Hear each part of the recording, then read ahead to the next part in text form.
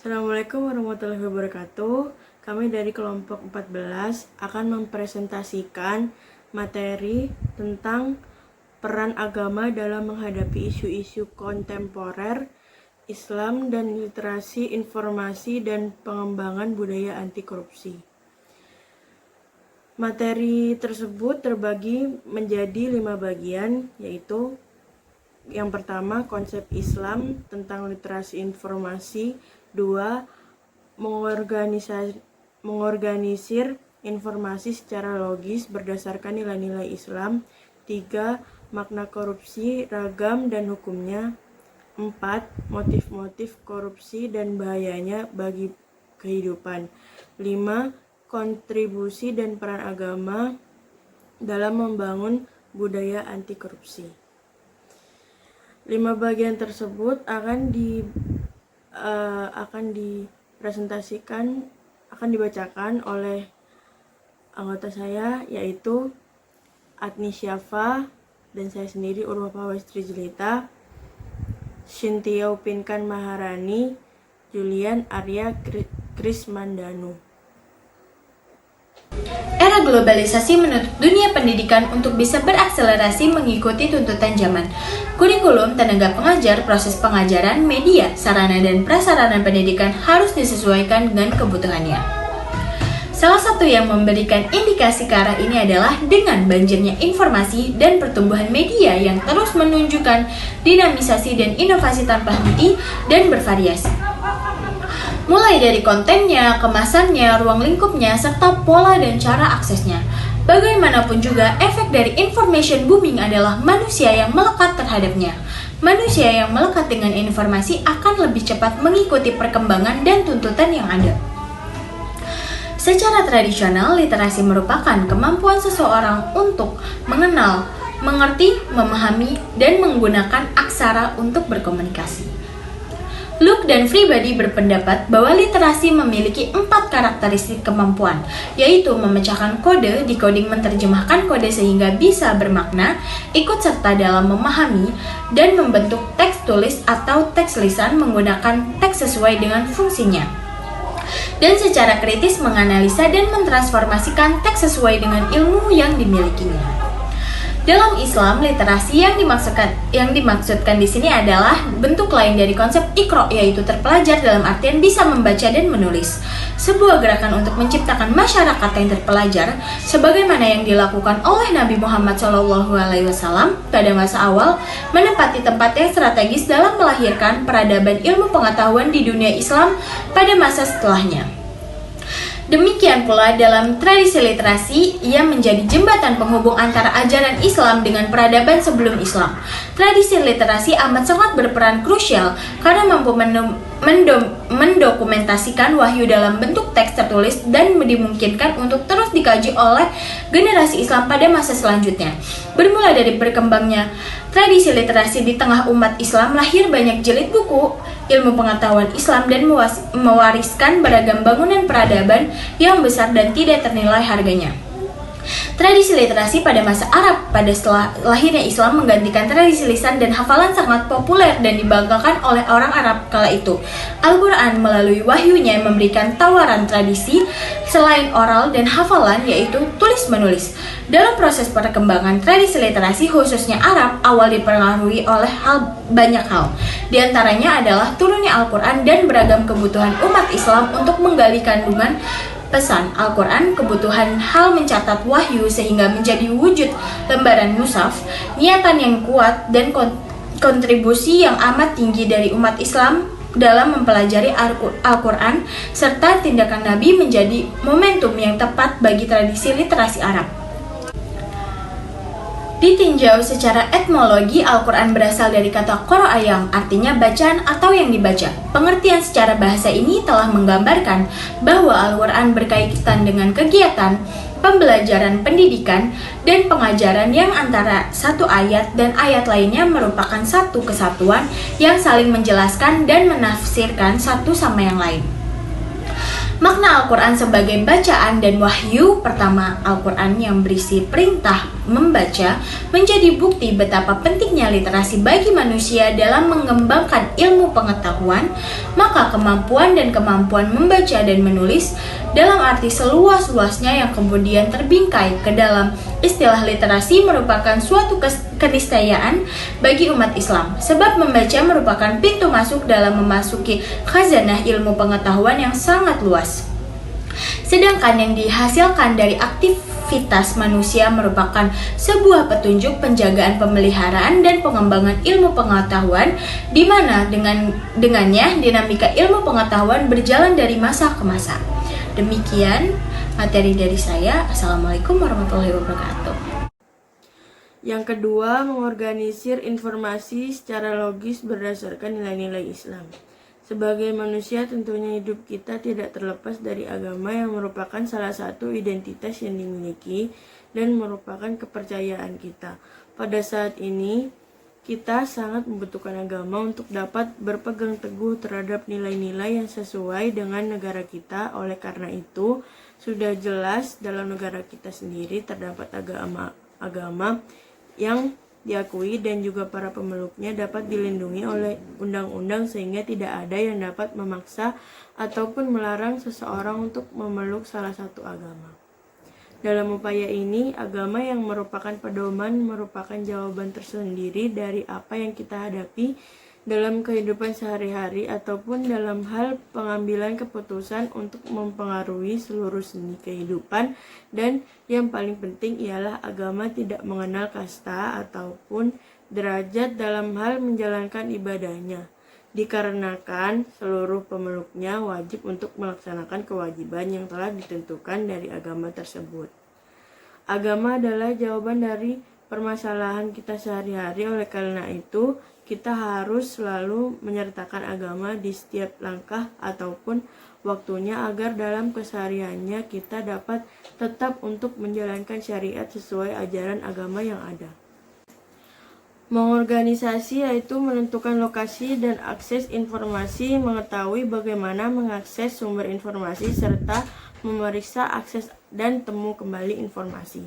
Sesungguhnya Islam hadir dengan memberikan dan menyediakan informasi. Informasi dari zaman Nabi Adam AS hingga Nabi akhir zaman Muhammad SAW dikumpulkan menjadi informasi agama Islam. Informasi tersebut meliputi Al-Quran, hadis, dan penjelasan serta pendapat ulama mengenai Islam secara keseluruhan. Dalam perspektif Islam terdapat sumber informasi yang selalu digunakan atau dimanfaatkan oleh manusia. Sumber informasi tersebut terdiri dari wahyu dari Allah Subhanahu wa taala berupa Al-Quran dan Al-Hadis yang berasal dari Nabi Muhammad SAW yang merupakan penjelasan dari Al-Quran. Kedua sumber ini merupakan dasar informasi yang diyakini benar dan harus dipercaya. Al-Quran dan hadis inilah yang menjadi sumber utama tentang kajian informasi dalam Islam. Sistem informasi manajemen merupakan hasil dari sumber-sumber informasi tersebut, terutama dari ilmuwan yang berasal dari ide dan gagasan yang menghasilkan scientific information. Yang keenam adalah hirobah atau perampokan. Yang ketujuh adalah al-maks, pungutan liar, al-ikhtilas, pencopetan, dan al-ikhtihab, perampasan. Dalam hukum Islam, perbuatan korupsi memang tidak dibenarkan dan diharamkan hukumnya. Hal tersebut adalah perbuatan tercela dan yang melakukannya akan mendapat dosa besar alias hukumnya adalah haram. Allah Subhanahu wa taala berfirman dalam Quran surat An-Nisa ayat 29 yang artinya, "Hai orang-orang beriman, janganlah kamu saling memakan harta sesamamu dengan jalan yang batil, kecuali dengan jalan perniagaan yang berlaku dengan suka sama suka di antara kamu. Dan janganlah kamu membunuh dirimu, sesungguhnya Allah adalah Maha Penyayang kepadamu." Beberapa ulama fikih juga sepakat bahwa menggunakan atau meraih harta hasil dari tindak pidana korupsi itu sama saja dengan memakan hasil rampasan judi dan curian, di mana itu hukumnya adalah haram. Assalamualaikum warahmatullahi wabarakatuh. Saya Julian Areker Semandanu. Saya di sini akan menjelaskan tentang motif-motif korupsi dan bahayanya bagi kehidupan. Korupsi telah mengakar dan cenderung diterima oleh masyarakat banyak. Saat ini telah muncul situasi tidak adanya lagi budaya malu untuk melakukan korupsi, serta salah persepsi dan salah pengertian akan dampak negatif korupsi terhadap perkembangan politik, ekonomi, sosial, dan kehidupan. Berikut ini ada beberapa teori tentang motif-motif kehidupan. Teori Triangle Fraud Donald R. Creasy. Ada 3 penyebab mengapa orang korupsi, yaitu adanya tekanan atau pressure, kesempatan opportunity, dan rationalization. Teori Gon Jack Boulogne. Faktor-faktor penyebab korupsi adalah keserakahan, kesempatan, kebutuhan, dan pengungkapan. Dampak bahaya korupsi yang lain bisa berupa 1. Runtuhnya akhlak moral, integritas, dan religiusitas bangsa. Adanya efek buruk bagi perekonomian negara. Korupsi memberikan kontribusi bagi matinya etos kerja masyarakat, terjadinya eksploitasi sumber daya alam oleh sekelompok orang, serta memiliki dampak sosial dengan berikut ini bahayanya korupsi diantaranya. 1. Runtuhnya akhlak, moral, integritas, dan religiusitas bangsa. 2. Adanya efek buruk bagi perekonomian negara. 3. Korupsi memberikan kontribusi bagi matinya etos kerja masyarakat. 4. Terjadinya eksploitasi sumber daya alam oleh sekelompok orang, serta memiliki dampak sosial dengan merosotnya human capital. Di samping itu, menurut Fleming, korupsi dalam berbagai organisasi telah menyebabkan kerusakan ekonomi yang sangat besar dan hilangnya kepercayaan para stakeholders atau pemangku kepentingan. Yang kelima, kontribusi dan peran agama dalam membangun budaya anti korupsi. Korupsi adalah salah satu masalah paling krusial yang terus mendera Indonesia. Korupsi sudah merasuk hampir ke seluruh sektor kehidupan bernegara. Masyarakat pun menjadi korban yang paling menderita. Meski tindakan pemberantasan korupsi terus dilakukan, tetapi masyarakat seakan pesimis terhadap keberhasilannya. Hampir setiap hari penegak hukum melakukan penindakan, baik dari penangkapan sampai pada proses pengadilan. Pada satu sisi itu adalah bukti pemberantasan korupsi terus berjalan. Tapi pada sisi lain, itu juga menjadi indikasi bahwa korupsi telah menjadi bahaya laten, seperti tak pernah habis. Untuk menanggulangi ancaman kerusakan dari korupsi, negara juga melakukan tindakan pencegahan selain pemberantasan. Tindakan pemberantasan bekerja pada bagian hilir, yaitu setelah aksi korupsi dilakukan, sedangkan tindakan pencegahan bekerja pada bagian hulu untuk mengantisipasi adanya koruptor-koruptor baru di masa depan. Peran pendidikan Islam di Indonesia berada pada bagian hulu. Pendidikan Islam memiliki kontribusi besar bagi bangsa sejak dahulu, jauh sebelum kemerdekaan sampai saat ini. Pendidikan Islam seringkali menjadi salah satu solusi bagi permasalahan bangsa. Saat ancaman korupsi melanda, pendidikan Islam kembali dituntut untuk menunjukkan perannya. Beberapa poin yang disepakati dalam penandatanganan komitmen bersama tersebut adalah: 1. Pendidikan karakter dan budaya anti korupsi merupakan langkah pencegahan yang penting dalam membangun generasi berintegritas untuk mengurangi korupsi yang ada dalam kehidupan bangsa Indonesia. Sepakat untuk bersama-sama menjalankan pendidikan karakter dan budaya anti korupsi serta mewujudkan tata kelola pendidikan yang bersih dan baik untuk mendukung tumbuh kembangnya integritas yang ideal di lingkungan pendidikan. Sepakat untuk bersama-sama dan segera melakukan langkah-langkah yang diperlukan untuk mengimplementasikan pendidikan karakter dan budaya anti korupsi serta tata kelola pendidikan yang baik dan bersih. Pendidikan Islam sebagai salah satu bagian dari pendidikan di Indonesia juga diharapkan memiliki peran yang besar terhadap pencegahan korupsi. Korupsi tersebut tidak memiliki tempat dalam agama Islam. Dalam Islam, sanksi yang akan diterima oleh koruptor bisa lebih keras daripada yang sudah berlalu di Indonesia saat ini, dan kejujuran serta sikap tanggung jawab terhadap amanah sebagai antitesis dari korupsi adalah perilaku yang sangat dimuliakan oleh Islam.